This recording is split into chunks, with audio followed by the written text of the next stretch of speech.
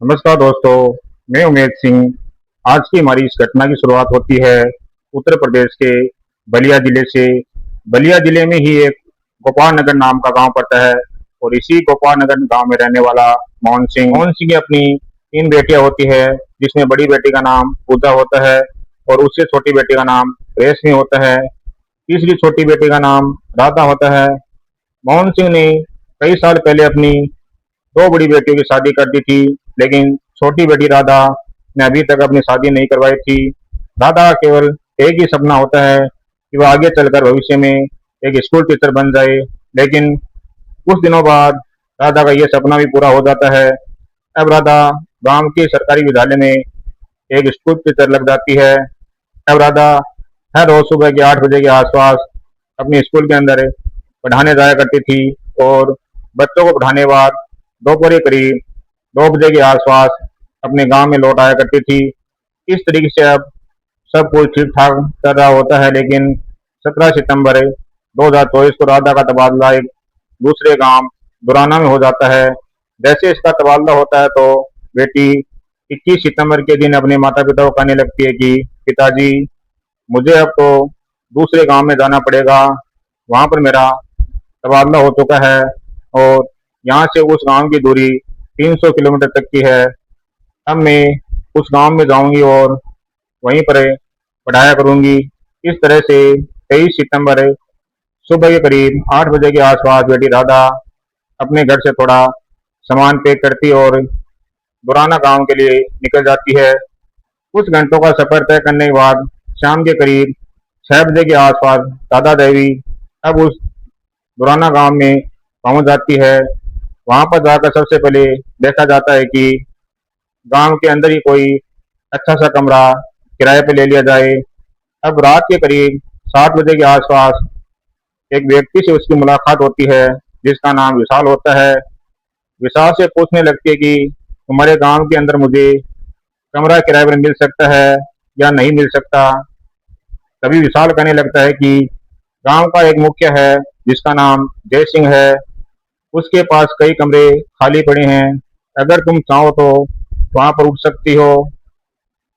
और इस तरह से विशाल अब इस महिला टीचर राधा को लेकर मुखिया जय सिंह के घर पर आ जाता है। जय सिंह से बातचीत की जाती है। बातों बातों में यह टीचर राधा देवी जय सिंह से पूछने लग जाती है कि मुझे आपके गांव में कमरा किराए पर चाहिए। इस गांव में मेरा तबादला हो चुका है और मैं यहीं इसी गांव में सरकारी विद्यालय के अंदर पढ़ाना चाहती हूँ। अब जैसे ही जय सिंह गांव का मुखिया इस महिला टीचर की बातों को सुनता है तो कहने लगता है कि मेरे खेत में कुछ कमरे बने हुए हैं, बहुत ही आलीशान कमरे हैं, कई लोग वहां पर किराए पर रहते हैं। तुम भी एक कमरा किराए पर ले लो और वहीं पर रहना शुरू कर दो। लेकिन जो ये जय सिंह होता है, ये लंगोट का ढीला होता है और जैसे ही इस महिला पर इसकी नजर पड़ जाती है तो जय सिंह इसको अजीब तरीके से देखना शुरू कर देता है।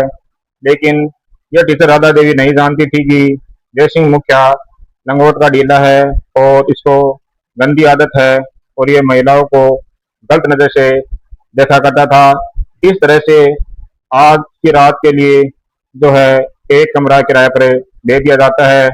लेकिन टीचर कहने लगती है कि मैं यहीं पर परमानेंट किराए पर रहना चाहती हूँ। जय सिंह वहां पर इस बात को मान जाता है और इस तरह से परमानेंटली इसको एक कमरा किराए पर दे दिया जाता है। अब ये टीचर उस कमरे में रहना शुरू कर देती है और देखते देखते अगला दिन हो जाता है। टीचर राधा गांव के सरकारी विद्यालय के अंदर बच्चों को पढ़ाने के लिए चली जाती है। दिन भर पढ़ाती है और शाम के समय अपने कमरे पर लौट आती है। अब राधा सोचने लगती है कि सब कुछ ठीक ठाक चल रहा है, क्यों ना बच्चों को यहीं पर ट्यूशन पढ़ाना शुरू कर दूं। बच्चों का भी समय पास हो जाएगा और मेरा भी समय कट जाया करेगा। इस तरह से ये महिला टीचर अब कुछ बच्चों को घर पर ही ट्यूशन देना शुरू कर देती है। लगभग 10 दिनों का वक्त गुजर जाता है। आखिरकार इतना वक्त गुजरने के बाद एक ऐसी तारीख आ जाती है जिसमें 27 सितंबर 2024 का दिन आता है। सुबह के 8 बजे के आसपास महिला टीचर दिन भर स्कूल के अंदर पढ़ाती है और फिर घर पर आती है। घर पर आने के बाद, खाना खाने के बाद बच्चों को ट्यूशन देना शुरू कर देती है। ट्यूशन भी लगभग शाम के 6 बजे के आसपास खत्म हो जाती है और इसके बाद टीचर सोचने लगती है क्यों ना आज शेयर कर ली जाए, और इस तरह से महिला टीचर अपने कमरे से बाहर निकलती है और शेयर करने के लिए सड़क पर चलना शुरू कर देती है। अब सामने से जय सिंह मुखिया भी अपने खेतों की तरफ से लौट रहा होता है और जय सिंह की नजर जब इस महिला टीचर पर पड़ती है तो इसके पास आ जाता है। इसके पास आकर इससे बातचीत करना शुरू कर देता है और बातों बातों में कहने लगता है कि टीचर साहिबा, आप बहुत ही खूबसूरत और सुंदर दिखाई दे रही हो। टीचर मुस्कुराने लगती है और कहने लगती है कि इनमें से कोई हर्ज वाली बात नहीं है। जो व्यक्ति खूबसूरत होता है, सुंदर होता है, उसको खूबसूरत और सुंदर ही कहा जाता है। लेकिन राधा इसकी बातों का मतलब नहीं नहीं समझ पाई थी। अब जैसे ही वहां पर एक गलती कर बैठता है, इस चित्र को कहने लगता है कि तुम इतनी खूबसूरत हो तो मेरे साथ थोड़ा सा समय गुजार कर देखो। अब जैसे ये बात कही जाती है तो राधा टीचर को गुस्सा आ जाता है। देखते देखते यह टीचर जय सिंह मुखिया के मुंह पर तमाचा मार देती है और इसके बाद चिल्ला चिल्ला कर लोगों को इकट्ठा कर लेती है। लोग भी वहां पर आ जाते हैं और लोग देखते हैं कि महिला टीचर के साथ छेड़खानी हुई थी। लोग बीच बचाव करवा देते हैं और क्योंकि ये गांव का मुखिया होता है और इस वजह से मामला शांत पड़ जाता है। लेकिन जाते जाते जय सिंह इस टीचर को धमकी देता है कि एक दिन मैं तुम्हें भरे खेतों में उठा कर ले जाऊंगा और तुम्हारे साथ गलत काम करूंगा। लेकिन लड़की नहीं जानती थी कि आगे चलकर भविष्य में उसके साथ जय सिंह मुखिया क्या करने वाला होता है। इस तरीके से लगभग काफी दिनों का वक्त गुजर जाता है और देखते देखते दिवाली का दिन भी नजदीक आ जाता है। जैसे ही दिवाली का दिन आता है तो 19 अक्टूबर 2024 के दिन सुबह के 8 बजे के आसपास राधा टीचर अपने पिता अमर सिंह के पास फोन कॉल करती है और कहती है कि पिताजी, मैं गांव में ही आ रही हूँ। राधा अपने पिता अमर सिंह को कहती है कि मैं गांव में आकर तुम्हारे साथ ही दिवाली मनाऊंगी, और जैसे ये बात कही जाती है तो इसके बाद राधा टीचर अपना सामान पैक करती है और गांव से बाहर निकल जाती है। काफी देर तक ऑटो रिक्शा का इंतजार करती है क्योंकि गांव का बस अड्डा गांव से 5 किलोमीटर दूरी पर होता है। अब जैसे ये टीचर इंतजार कर रही होती है तभी दूसरी तरफ से जय सिंह और साथ में उसका दोस्त राजीव अपनी गाड़ी को लेकर गांव से बाहर आ रहे होते हैं। और जैसे ही जय सिंह की नजर इस टीचर पर पड़ती है तो फिर जय सिंह अपने दोस्त राजीव को कहने लगता है कि इस टीचर ने पिछले महीने मेरी इज्जत को नीलाम किया था। आज मैं इसको सबक सिखाने वाला हूँ। और इस तरह से अब जय सिंह राजीव को कहने लगता है कि किसी ना किसी तरीके से इस टीचर को बस अपनी गाड़ी में बिठा लो और इसके बाद जो होगा वह मैं देख लूंगा। इस तरह से इन दोनों की प्लानिंग बनकर तैयार हो जाती है। राजीव अब गाड़ी चलाने लगता है और इसके बाद उसका दोस्त होता है वह नीचे उतर जाता है। जय सिंह मुखिया अपने घर की तरफ चला जाता है और राजीव अब देखते देखते गाड़ी लेकर इस महिला टीचर के पास पहुंच जाता है। राजीव इस टीचर को कहने लगता है कि मैं बस स्टैंड की तरफ जा रहा हूँ, तुम गाड़ी में बैठ जाओ। अब जो ये टीचर होती है वो राजीव को अच्छी तरीके से जानती थी। वह ये नहीं जानती थी कि राजीव जय सिंह का कोई करीबी दोस्त है। और इसके बाद विश्वास करके राधा टीचर इसकी गाड़ी में बैठ जाती है। गाड़ी चलना शुरू हो जाती है। लगभग 2 से 3 किलोमीटर का सफर तय कर लिया जाता है। राजीव देखते देखते चाकू निकालता और चाकू राधा की गर्दन पर रख लेता और कहने लगता है कि अगर तूने चिल्लाने की कोशिश की तो मैं तुम्हें जान से मार दूंगा। इसके बाद राजीव जेब से फोन निकालता है और फोन निकाल कर अपने दोस्त जय सिंह के पास फोन कॉल करता है। तो जय सिंह को कहा जाता है कि मैंने इस टीचर को किडनैप कर लिया है, तुम जल्दी से अपनी मोटरसाइकिल के माध्यम से मेरे पास पहुंच जाओ। और इसके बाद वो इसका दोस्त मुखिया होता है, अपने घर से मोटरसाइकिल उठाता है और तुरंत राजीव के पास पहुंच जाता है। मोटरसाइकिल वहीं पर खड़ी कर दी जाती है। अब जय सिंह भी इस गाड़ी में बैठ जाता है।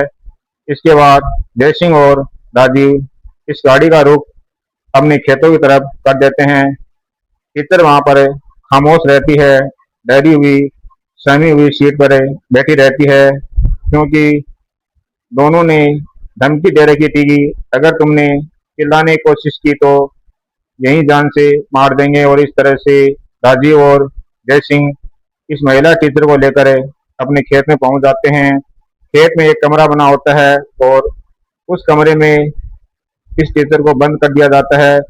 बंद करने के बाद ये दोनों इस कमरे के अंदर जाते हैं और बारी बारी से इसके साथ गलत काम करने लगते हैं। ये दोनों तब तक इस लड़की के साथ गलत काम करते हैं जब तक इनकी संतुष्टि नहीं हो जाती। आखिरकार जब दोनों की संतुष्टि हो जाती है तो इसके बाद जय सिंह अपने दोस्त राजीव को कहता है कि इसके हाथ पैर बांध दो। और फिर रस्सियों के साथ उसके हाथ पैर बांध दिए जाते हैं, मुंह पर उसी की चुन्नी बांध दी जाती है। यह सब काम खत्म करने के बाद जय सिंह राजीव को कहने लगता है कि तुम गांव में जाओ और ठेके से शराब लेकर आओ। और इसके बाद राजीव गांव में आता है और ठेके से शराब खरीदता है। शराब खरीदने के बाद खेतों में आ जाता है और इसके बाद ये दोनों बैठकर शराब पीने लगते हैं। लगभग 1 घंटे का वक्त गुजर जाता है। इतना वक्त गुजर जाने के बाद जब दोनों को गहरा नशा हो जाता है तो नशे की हालत में फिर से कमरे में जाते हैं और कमरे में जाकर बारी बारी से इस टीचर महिला के साथ फिर से वही गलत काम करना शुरू कर देते हैं। दोनों बारी बारी से गलत काम करते हैं और अब दूसरी बार इनकी संतुष्टि हो जाती है तो फिर इस कमरे से बाहर निकल जाते हैं। लेकिन अब की बार इन्होंने इस कमरे का दरवाजा भी बंद तक नहीं किया था। दोनों बैठकर फिर से शराब पीने लगते हैं और थोड़ी देर बाद इस खेत के अंदर एक गांव का व्यक्ति पहुंच जाता है जिसका नाम हीरालाल होता है। हीरालाल जैसे ही जय सिंह और राजीव को शराब पीते हुए देखता है तो हीरालाल भी इन दोनों के पास आ जाता है। और फिर जब दोनों की नजर हीरालाल पर पड़ जाती है तो राजीव और जय सिंह दोनों हीरालाल को कहने लगते हैं कि आज हमने एक चिड़िया को फांस रखा है, अगर तुम भी उस चिड़िया को देखना चाहते हो तो हमारे साथ कमरे में आ जाओ। और फिर इसके बाद ये दोनों इस हीरालाल नाम के व्यक्ति को लेकर कमरे के अंदर चले जाते हैं।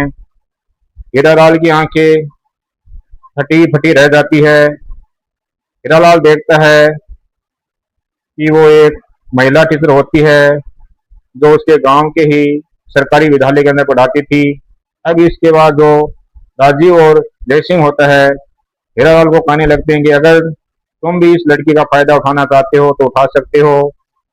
हीरालाल की भी नीयत इस लड़की पर खराब हो जाती है और इसके बाद ये तीनों ही बारी बारी से फिर से इस टीचर के साथ वही गंदा काम करते हैं। जैसे ही तीनों की संतुष्टि हो जाती है तो तीनों अब की बार इस कमरे का दरवाजा बंद नहीं करते हैं। ये तीनों बाहर बैठकर शराब पीने लग जाते हैं और तीनों को गहरा नशा भी हो जाता है। और इस तरह से लगभग पूरा दिन गुजर जाता है। शाम के करीबन 5 बजे के आसपास का वक्त हो जाता है।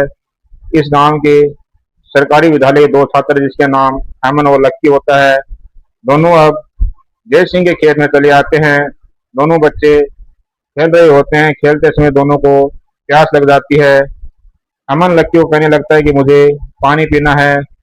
लक्की भी कहने लगता है कि मुझे भी पानी पीना है। और इस तरह से दोनों बच्चे जय सिंह के खेत में बने ट्यूबवेल पर आ जाते हैं। अमन और लक्की देखते हैं वहां पर जय सिंह के साथ उसका दोस्त राजीव और तीसरा व्यक्ति भी, ये तीनों बैठकर शराब पी रहे होते हैं। और जब तीनों की नजर इन दोनों लड़कों पर पड़ जाती है तो तीनों इन दोनों लड़कों को कहने लगते हैं कि जल्दी से यहाँ से रफू चक्कर हो जाओ। अमन कहने लगता है कि हम यहाँ पर पानी पीने के लिए आए हैं। जो उसके साथ दूसरा लड़का होता है जिसका नाम लक्की होता है, उसकी नज़र कमरे की तरफ चली जाती है। लक्की देखता है कि उनके स्कूल की टीचर राधा देवी रस्सियों के साथ बंधी पड़ी हुई है। ऐसी हालत में देखकर लक्की चुपके से अमन के पास आता है और कहने लगता है कि हमारी टीचर इस कमरे के अंदर रस्सियों के साथ बंधी पड़ी हुई है। अब अमन कहने लगता है कि जल्दी से यहाँ से निकलते हैं और घर पर जाते हैं और माता पिता को सारी बातें बताते हैं।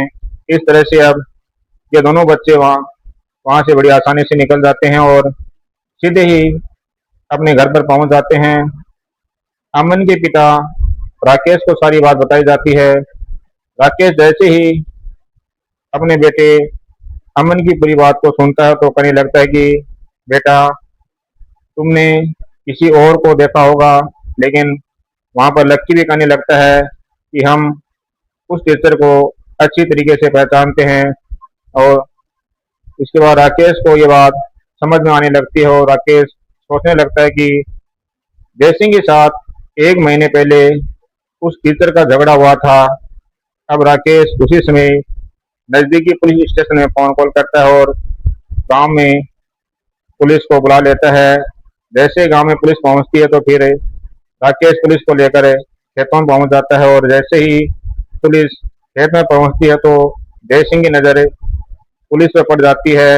तभी जय सिंह कहने लगता है कि यहाँ पर पुलिस कैसे आ गई, और देखते देखते जय सिंह और उसका दोस्त राजीव और साथ में हीरालाल तीनों दौड़ना शुरू कर देते हैं। लेकिन पुलिस आज इनको नहीं छोड़ने वाली होती है। पुलिस देखते देखते इनको पकड़ लेती है और पकड़ने के बाद इनकी वहीं पर पिटाई करना शुरू कर देती है। इसके बाद राकेश कमरे में जाता है और कमरे में जाकर देखता है कि महिला टीचर की बहुत हालत खराब हुई होती है। और अब पुलिस तुरंत वहां पर एक एम्बुलेंस बुलाती है और एम्बुलेंस के माध्यम से उस स्कूल टीचर को हॉस्पिटल में भर्ती करवा दिया जाता है। लेकिन 3 घंटों का वक्त गुजरने के बाद महिला टीचर राधा देवी अपना दम तोड़ देती है और जैसे ही उसकी मौत हो जाती है तो फिर इसके बाद पुलिस इन तीनों को अपनी कस्टडी में लेती है और तीनों को जमकर पिटाई करती है। और पिटाई करने के बाद ये तीनों जब अपना जुर्म कबूल लेते हैं तो इनके खिलाफ एक चार्जशीट तैयार कर ली जाती है।